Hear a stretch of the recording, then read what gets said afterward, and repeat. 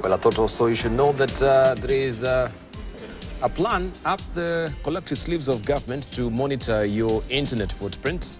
According to what the Splash is saying here on the front page of the Star, Big Brother says purpose is to prevent attacks and cyber risks. Government regulations compel providers to disclose user activities. That is what you should know. We continue pace with the conversation. Before we took a short break, we were to hear from Danson Mungatana. We're still on the issue of housing levy. The resumption of Parliament is today, and this will be also a topic of interest on the floor of the House. So normally, when a debate is proposed, or when a bill is proposed in the National Assembly, they will debate it like. They will start this afternoon with the affordable housing bill. They'll debate it. When they finish all the processes, they'll bring it to the Senate. So I'm not going to speak for what happens in the National Assembly. Mheshimiwa Zia can speak for that, but I will speak for what happens in the Senate. In the Senate, when that bill comes, I know there will be robust debates. I don't know what happens in the National Assembly. I think maybe they are a bit brief. But in the Senate, the habit and the standard is that we always allow as much debate as possible, especially on controversial issues. It's in very rare, and I am one of those senators who sits throughout, unless I've gone out on official visits, official duty. I sit throughout, and I can tell you, members of the Senate take time to debate bills. And it may be for or against. Why? Because the rules of the Senate, unlike the National Assembly, you cannot stand and curtail debate. You need 24 delegations, which are 24 elected senators, for you to even vote on anything. So which means both sides of the majority and minority must participate. And if they just walk out, you can't vote. So that thing dies. So we have mutual respect. Our way of doing business is very different from the National Assembly. And we are, I think, much more articulate and very particular on issues. That's why most of the amendments, even in the health bills, they were done at the Senate, not at the National Assembly. So I believe once our colleagues in the National Assembly have done, I can't speak for them. If they call short their debates, that's their problem. But I know in the Senate we have very robust debates. And I believe that the proposed issues that have been raised will be looked at. I know that when we did the public participation in Tana River County, for example, we were saying that board that is supposed to be looking after the money and taking care of the entire housing, affordable housing, there's no representation from counties which are marginalized, okay? And we are saying, I personally have said, and I will do it, I will bring an amendment to make sure that marginalized areas, their views are represented. Why? Because you see, like us, we don't need high-rise buildings. Most of us have just bungalows. And then Tana River has such an expansive areas of land that we don't need to create high-rise buildings. Why do we need to buy metal and whatever? Maybe that cost can be transferred to building more houses, can be transferred to using the land. And I have given an example, Mbotela Estate here in Nairobi. In Mombasa, we have the Tudor area there. When the municipality, in Malindi, we have the Ngala Estate. When the municipality was putting up houses in those days, because land was available, they would do single units, okay? So it's the same situation there that is in Tana River County. Tana River County doesn't need high-rise building. And I will be saying it even on the floor of the House.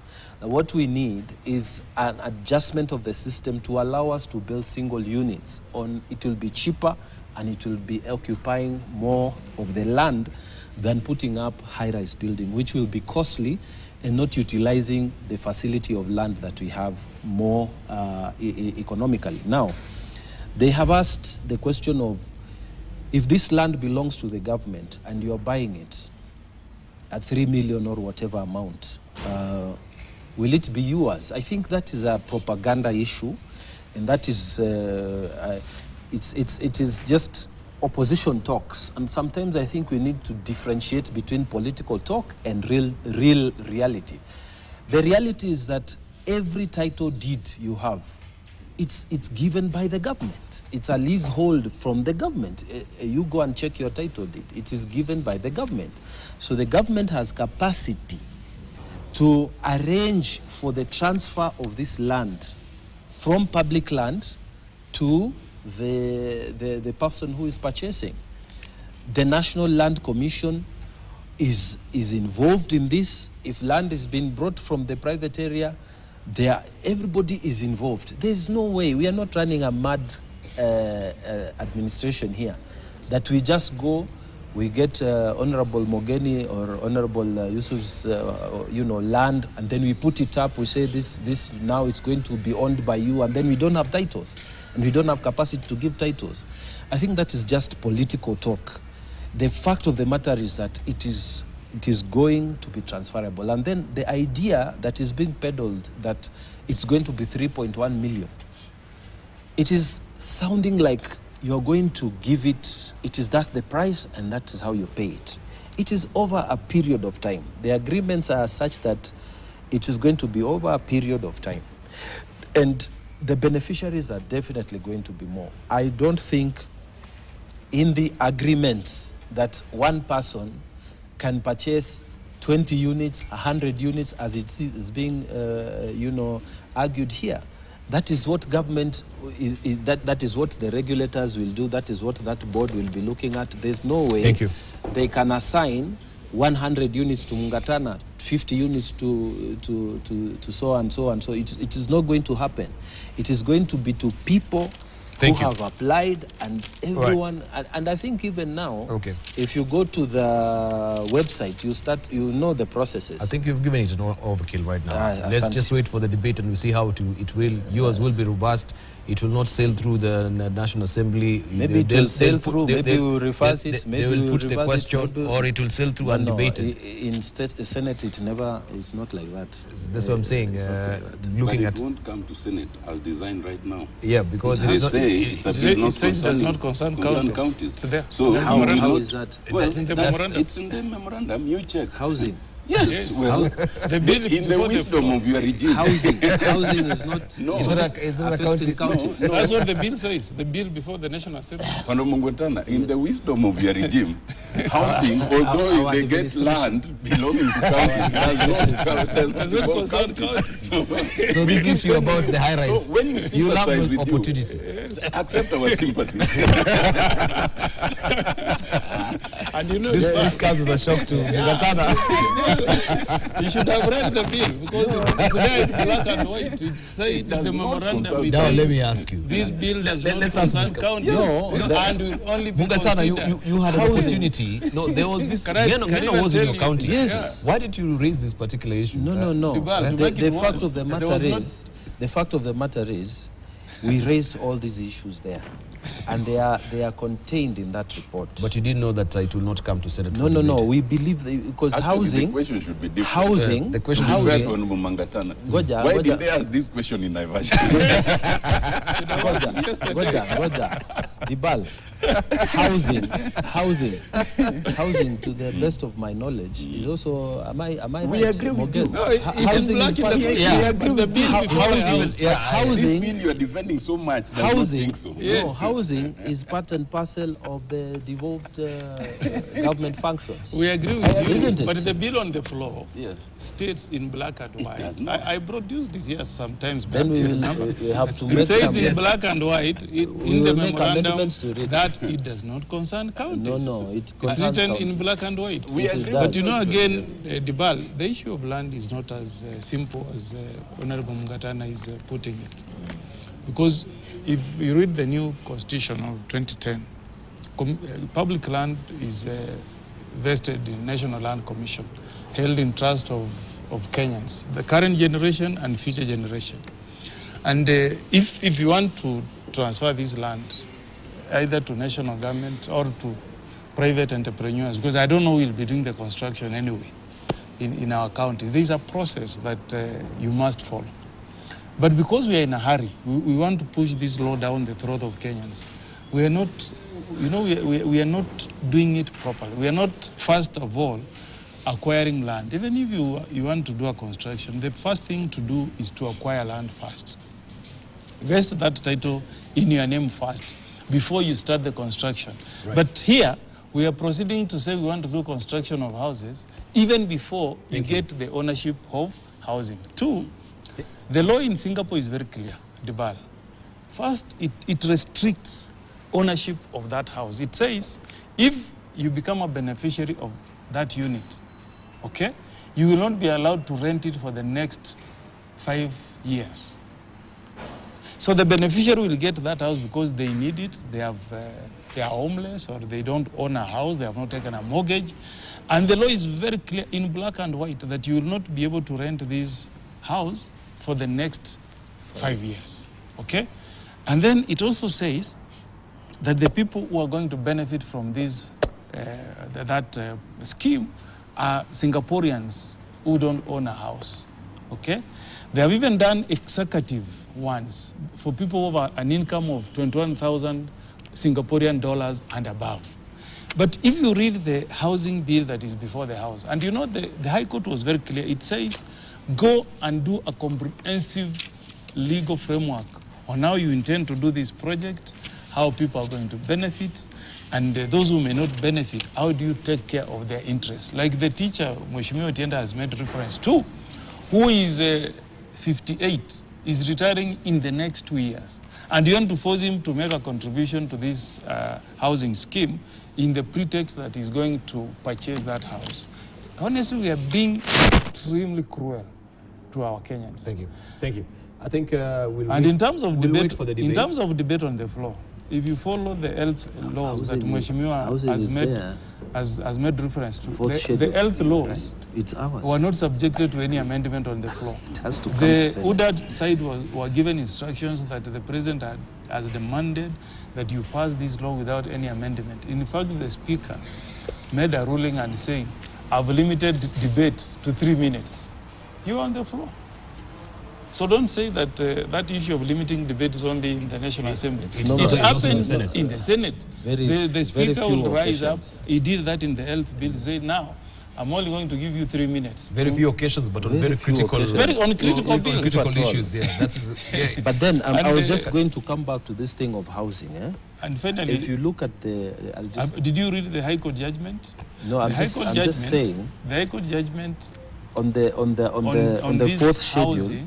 Housing bill thing, in fact, took issue with the conduct of our own speaker. Because our own speaker himself, you have read the constitution there. Yes. Our own speaker signed a concurrence stating that was an issue there. Is not a devolved function. And yet, that's what I want to read. I want to read the fourth schedule. And says, yet, the constitution, the fourth schedule, let me just clearly read it states for you. that housing is a devolved function. Let me read it. County planning and development, including statistics, A, B, land survey and mapping, C, boundaries and fencing, D, housing, and E, electricity and gas reticulation and energy regulation. This is the 8th functions and powers of the county. That is part 2 of the Schedule 4. So housing, that bill must come to Senate. On that, we're in agreement. That's not the issue. It must come to Senate. In fact, there are other issues. Yeah. Let me tell you, when we were in court, Omogeni and I argued that point to demonstrate that you cannot have any law affecting the issue of housing which does not come to the Senate. We argued that point, and the court was in agreement for the reason you've just read. Yes. But there's additional reason in terms of how they're executing it. You cannot say that a bill does not concern the counties, yet the very land on which you're developing the houses are owned by the counties. Yes. But that's not the point. The point we are telling you is that the regime you support does not listen. Because if they were to listen, they'd have listened to you. Yes. The bill itself says Yeah, but Mugatana didn't know it then. Yeah, but that's what I'm you're educating him now. No, we are not educating him. Housing. No, he was running on assumption that you would come. Yes. Housing and pass is part and let parcel me of read the to you what Senate. they say. Yeah, Okay. they say the bill relates to the broader policy framework on housing, with particular emphasis on the mobilization of funds for affordable housing. Blah, blah, blah. This is a function of the national government under Part 1 of the 4th schedule to the Constitution. The bill, therefore, does not affect the functions and powers of county government and is therefore not a bill concerning counties. That's what this bill is saying. That's not so right. when we sympathize with you, accept our sympathy. That's not then right. But transmit to those guys. That's what the bill says. Transmit to them that right. they need to withdraw this bill. So go back to the drawing board, as we are saying. Start right from that point. Then we can come to the other point. So we actually all right. Let's run it up with Yusuf. What do you think about it? That's not right. Because even for me, I thought this is coming straight to the Senate because it touches also on the counties and on the issue of land as well. So do you find it's a bit wrong-headed, so to speak, the bill itself? No, I wouldn't say that, but I think the counties should be included. Correct. I don't see any contradiction in that. As in fact, I'm not seeing it, the two parliamentarians have said, is that much of the land that is going to be used for this development is county land. Correct. And it is just normal that they should be included. So maybe we need to look at the dark underbelly over it because the issue of ownership is coming to the fore. It seems like now this will be the precept of the National Assembly, not really National Assembly, but the national government. National government, because and national if government does not really come to the counties, it means national government has housing policy. Housing itself is with the county government. Absolutely. That's what the Constitution says. So there's no way they can say that the on Senate, the crafting bit, this was very deliberate. There's a problem. It's not an oversight. Mugatana is spot on. Yeah. When these matters were debated initially in Bunge, when it was in part of the finance bill, these are some of the things we pointed out. We pointed out, one, that you cannot talk of housing to the exclusion of the Senate, because housing actually belongs to the Senate, okay? Two, we indicated that you cannot bring this in the context of the public finance bill before you brought a substantive legislation properly debated by Kenyans. No one listened, okay?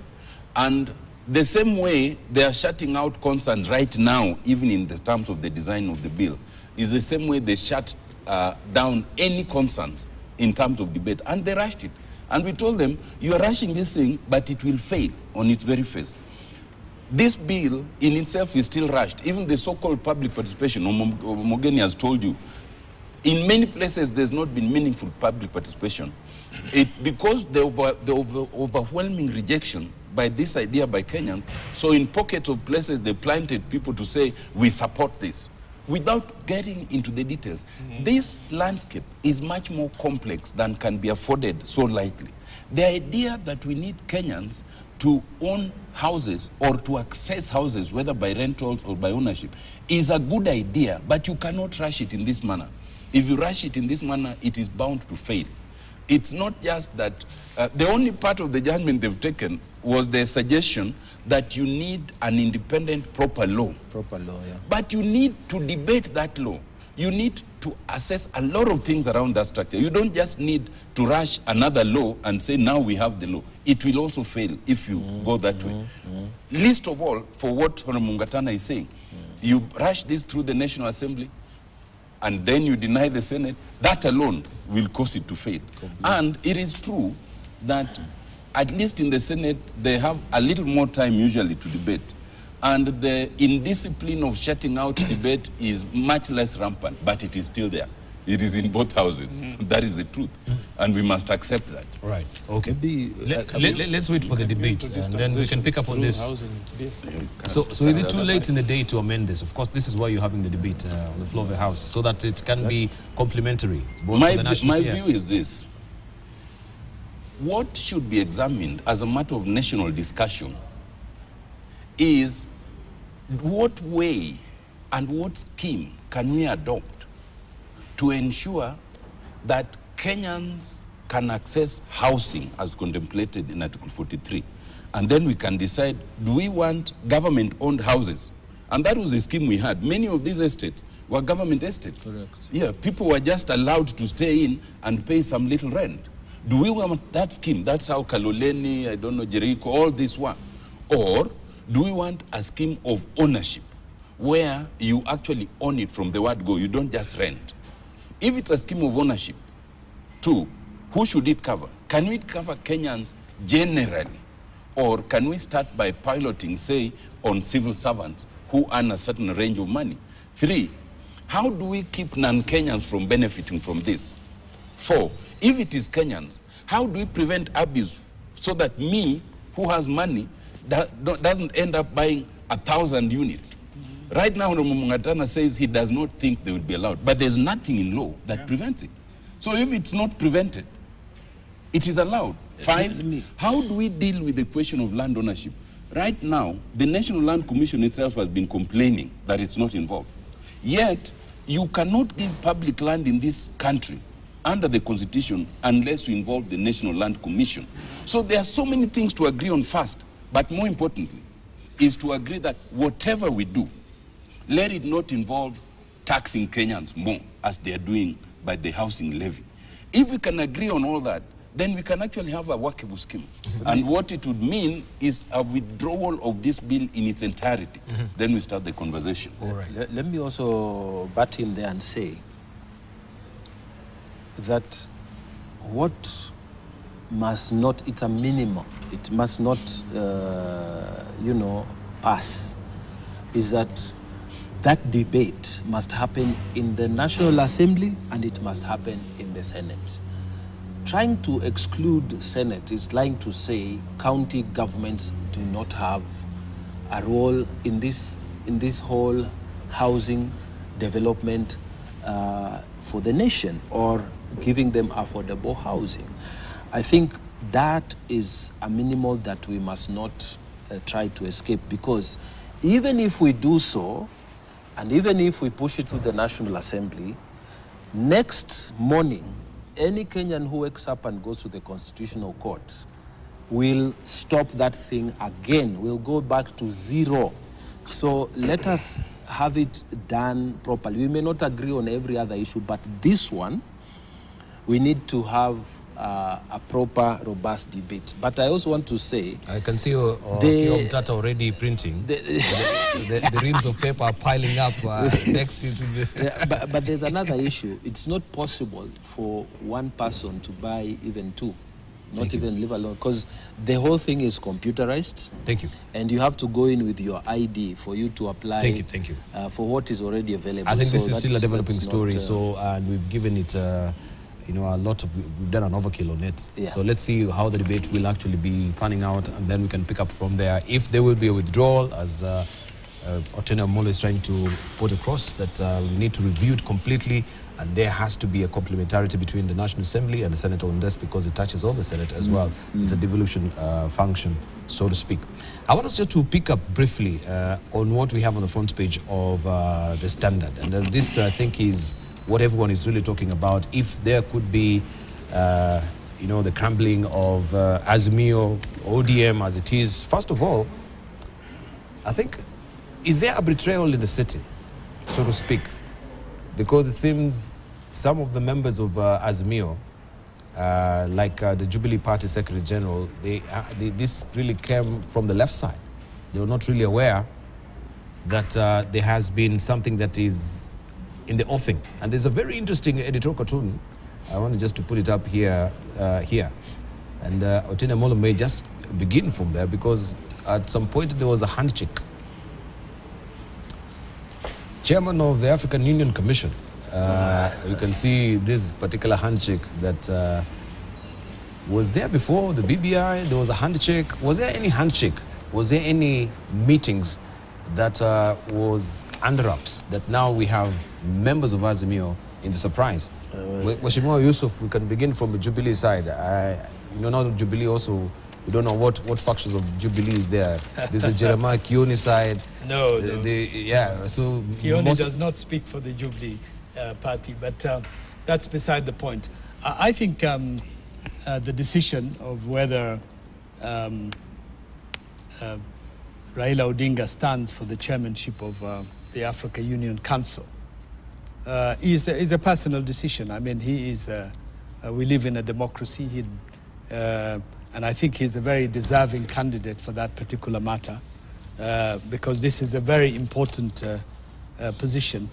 The Africa Union is the largest and the most diverse continental organization in the world, and it's the premier continent body. A very important continent geopolitically, geoeconomically, and geostrategically. So it will be a very important position for Kenya if former Prime Minister is elected to this particular position. He would become the president of the African continent rather than just an African country. And you know, Africa is coming into political prominency in the global stage. It is increasingly taking its position on the world stage.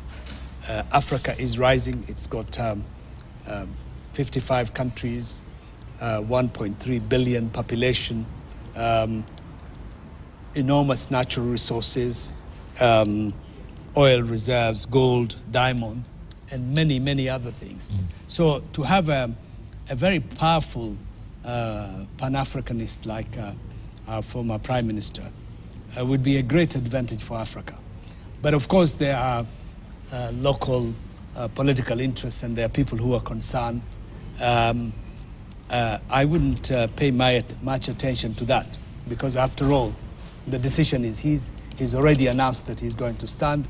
The best we can do for him as a country is to give him the full support that he needs in order to succeed in that campaign, because it's not just something that can be given by President Ruto. It's not, of course, the Kenya government has to nominate him, and I presume that that has happened quietly. But at the end of the day, the whole of Africa, the 55 countries, would vote. So it's just not a gift, and it's not a walk in the park. The Africa Union leadership elections are quite treacherous. They involve national interest, the personal interest and egos of presidents. There's a lot of horse trading, political regional rivalries, and of course there are invisible voters like the Americans, the French, the British, the Chinese, the European Union. So I think we must do whatever is necessary to make sure that in fact we put all efforts to ensure that we succeed this particular moment, given the fact that Kenya had tried to take the chairmanship in the past and has not been successful. Yeah. Right. But it is a very important position that supersedes all the self-interest, personal interest of political groups in Kenya. I think there are people who are very much worried that their political careers might come to an end if the eminent opposition leader exits from that particular position, because for sure, whatever happens if he's elected, and I hope he would be elected, he would focus on Africa's issues, Africa's problem, Africa's multilateral issues. And you know, the Africa Union is becoming a big player, an actor, a champion of African issues, and they could do with someone as articulate and as focused and as committed as our former Prime Minister. Thank you. Let's hear from Congo Mogini. Just listening to some of the sentiments there, Mwangi wa Iria, Jeremiah Kiuni. I view the move on the individual and family decision as an individual and family decision, and I will have to live by that. But for the unity and cohesiveness of the Azimio coalition, if I was in his shoes, I would have updated my fellow partners. This is what Jeremiah Kiuni is saying. Mwangi wa Iria, we have been consuming tear gas together during protest and have always been united. It will have been better for us too to be brought on board in the matter. So this thing was a backdoor, back channel sort of a decision that was being done unbeknownst to the principles of Azimio. I don't know why you're calling it a backdoor, because personally, I agree with what Mheshimiwa Yusuf was saying, that going for the job is a personal decision. And when you want to make a personal decision, I don't think you need to consult. If you make a personal decision that you want to be useful to the country in taking up a seat like the African Union, it's a personal decision. Somebody may not be happy, but I don't think it's unprocedural. There is really no obligation for Raila to seek the approval of Azimio just hang coalition. Because I want just to maybe poke a hole on that decision of saying, oh, this is, or that particular suggestion of saying this is a personal decision. If I'm a family member, I'm the household of my family, and I elect to go out of the country and maybe to take up a job, I will not really consult, because that will affect the entire family. Why would he consult Iria? You know, is he a member of Azimio? Isn't that going to affect the whole structure of Azimio? You are the leader of Azimio. That's my opinion. You may agree with it or disagree. That's your constitutional right. But my opinion is that he doesn't need to consult. I'm not saying that's the law. That's an opinion. That's my opinion as Omogeni. I think even if it was me going for AU, I don't think I have an obligation to go and consult Azimio, that I'm offering myself as a candidate for the AU. But surely you should be all the wise as far as history is concerned. You made the same decision with the BBI, surprised everyone, with the NASA coalition, and there were reactions. There was a fragmentation of NASA. Why would you go full steam ahead to do it again? Bearing the fact you've had history behind you. I'll consider what Wakina Mwangiria is saying to be diversionary and an issue. I think as a country we are proud that we can send somebody of Raila Odinga's stature to be a candidate for the chairmanship of the AU. And if he gets it, it will be good for the country. In terms of the politics, we'll retreat and sort our politics as Azimio. Azimio is a team, it has got very capable people who can stand in when Raila Odinga is away. And I think what Wango area should be saying is that Azimio as a team will still soldier on when Raila is away on duty, but not to turn it into a negative criticism. It's really an opportunity for you to show how you can step in when the captain is away. Right. Yeah. Now you sound like a government apologist, as that Otene Omolo was saying. And Otene Omolo also was a government apologist at some point.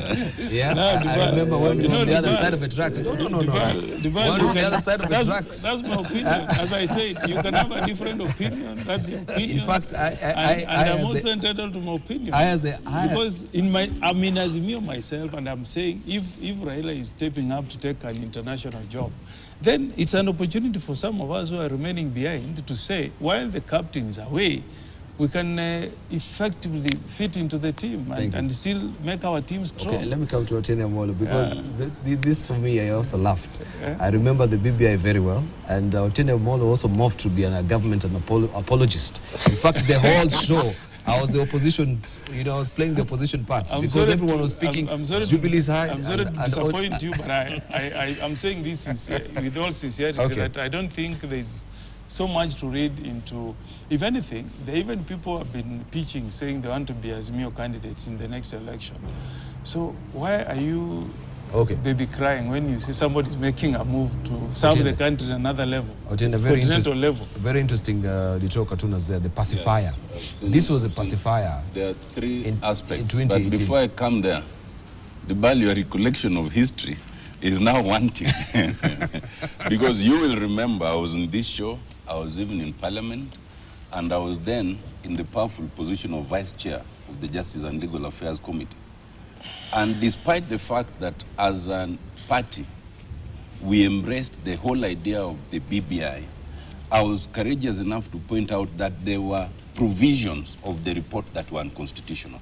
I pointed that out in Parliament, I pointed out several in this show, and it earned me the removal from the Justice and Legal Affairs Committee. But I still soldiered on. I still maintained my position that the idea was good, but there were provisions that were questionable, and then there were also issues about process. So that has never changed, and that will never change, because that's just me. I share my view. So if my view rubs you the wrong way, well, that's not my problem. Let me come to this cartoon. The first cartoon you showed is misleading. Which is the one with the Arab Singh holding a handshake on one side and on the other, because it wrongfully suggests that this whole initiative was an idea of William Samoei Ruto, which is not. You know, it misleadingly suggests that it was his idea. It also misleadingly suggests that there's some money involved in the decision, which again I think is unfortunate and untrue. The idea of the Raila Amolo Odinga becoming the chairperson of the African Union is an idea that stems from an approach of many heads of state and government who genuinely believe that the best person to drive the landscape at the African continental level right now is Raila Amolo Odinga, as Honorable Yusuf was saying. So it is also true that usually in this kind of thing, you require a no objection from the government of the day. A no objection, not necessarily the initiator of the pusher, but a no objection. Well, it is not that if it does not come, then you cannot receive it. But in terms of international relations, it is a good way of signaling non-objection. Thirdly, in terms of the complaints, this is a process. It's a long-drawn process. It's not even a foregone conclusion. And I think it's an idea which every right-meaning Kenyan should support. There's time to do all the consultations that everyone is talking about. Because as Raila himself said, it's a process which he is still digesting, he is still consulting. Okay, and the decision has been made, but there's still it's still a long way to go. So in terms of those who want to understand what's happening, I think there's time.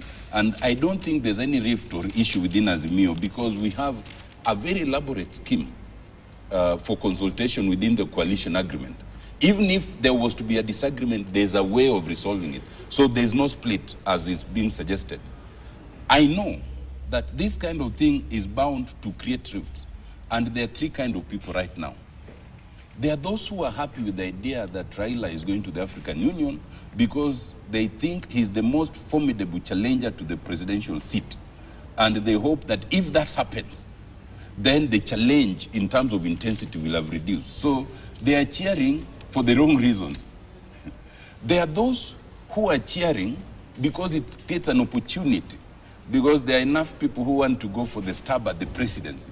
And if Raila is not there, the path is easier. They're also cheering for their different reasons. But then there are those who are not happy with it because they fear of what's coming.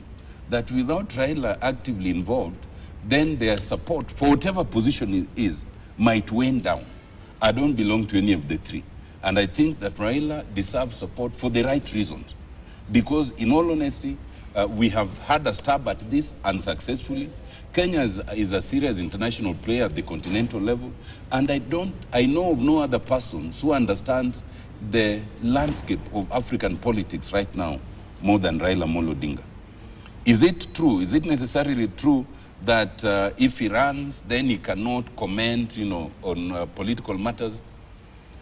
While there is no express bar if he was, once he's elected, but he would have to be restrained from commenting on some of these national matters, because as Honorable Yusuf says, he will actually be operating at the supra level, almost like the president of Africa. And so there's a way in which he is then forced to restrain himself from certain comments at the national level, but he's not barred from involving in politics generally. And indeed, it is not a foregone conclusion that if Raila gets the position, then he cannot ever come back to run. That would have to be, again, another decision that he would have to make, because there's no express bar. And if it was to be considered, there's still time for it. But I think, all in all, it is a good and honest move. It is one that I think, while it might draw us back as a country, slightly, and even as a coalition, it is for the betterment of this country and for the betterment of Africa. I am not worried about leadership in Azimio. There are enough leaders who can steer the ship, and I have no doubt that even if we were to continue that way, the position and the ills committed by the current regime are such that anyone would be able to displace them from that seat diplomatically, and then we assume it.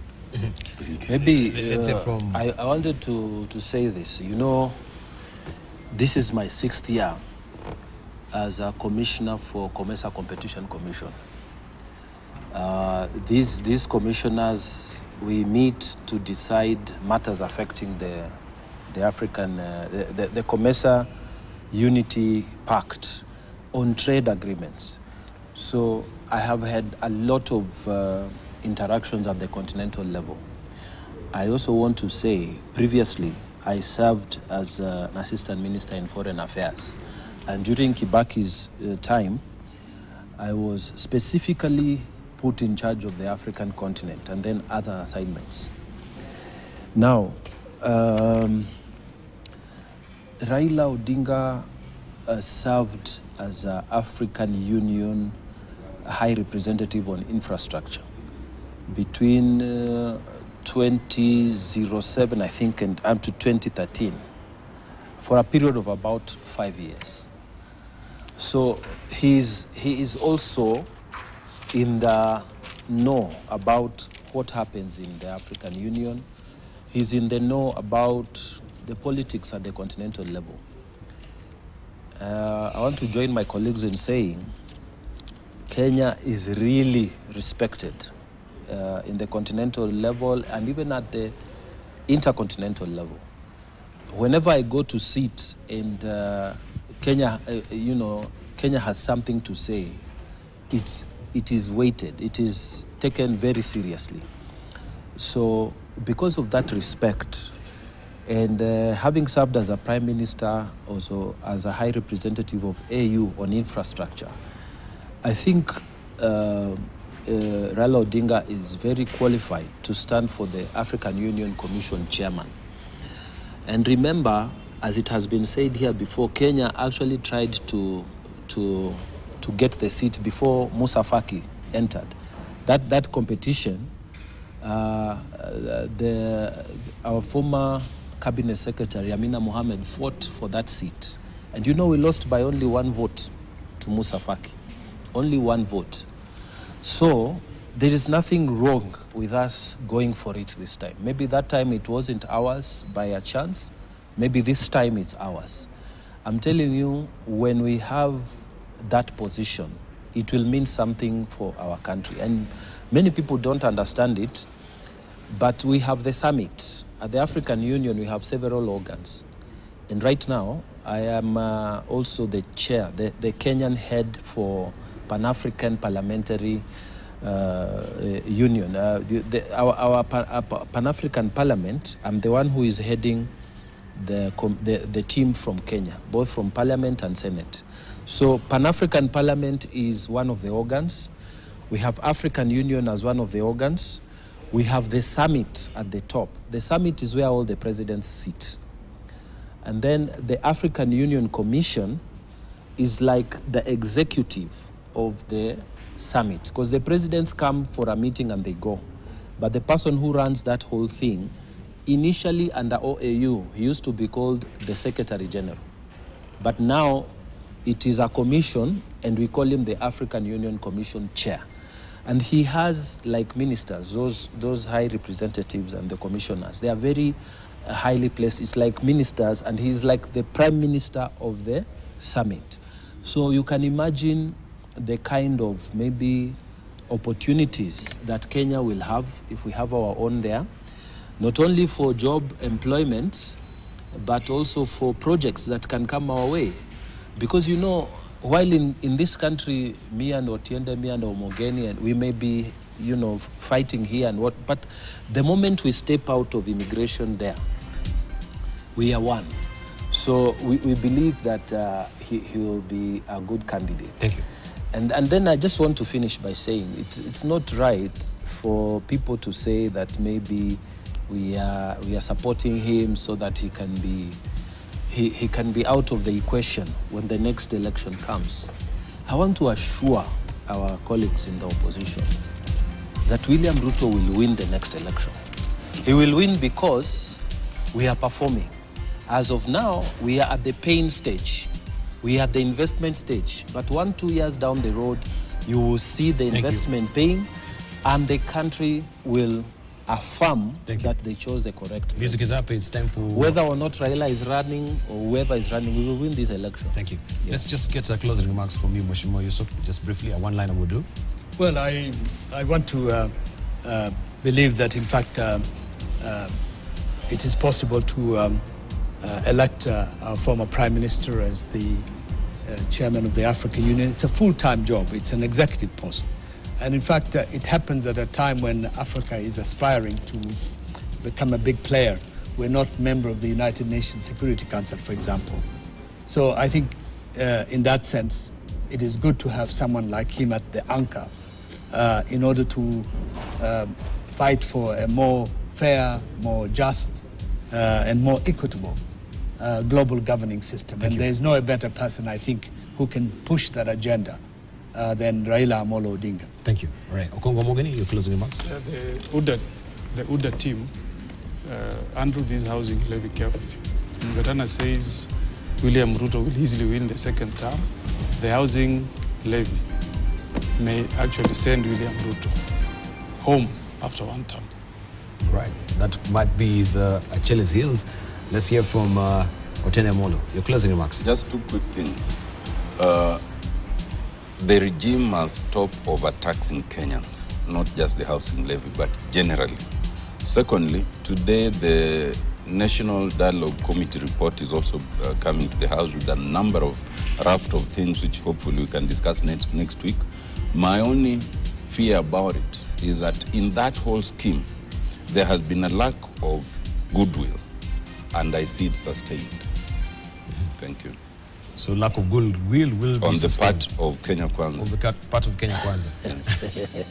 We are good people. Thank you, gentlemen. I really appreciate it.